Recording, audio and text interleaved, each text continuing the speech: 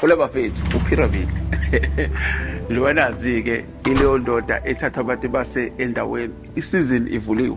So as from the next month leqalayo sesiqalile ukuthatha ke ababefonile bethi bafuna ukhanjiswa beyothatha leyo mpahla. So isivulile isizini noma ubani esasithembisene ukuthi sizohamba siyolanda leyo mpahla sibe ngaqala bengi-DM bengifonele bengisendele WhatsApp ukuze senze ama date. Umuntu akalungisa inyanga yakhe ke strong noma alungisa umthandazo wakhe o strong noma alungisa amakhathakhatha akhe a strong.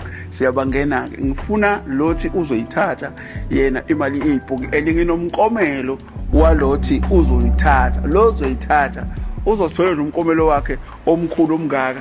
Ngizo-announce umkomelo uma sebeqalile ukungifonela ukuthi umkomelo kuzoba yini. But bafethu ziyakhala isizini ivulile imoya isivumile asihambeni sentabeni solanda imali yebhuki kulungile ngizozwa nganike.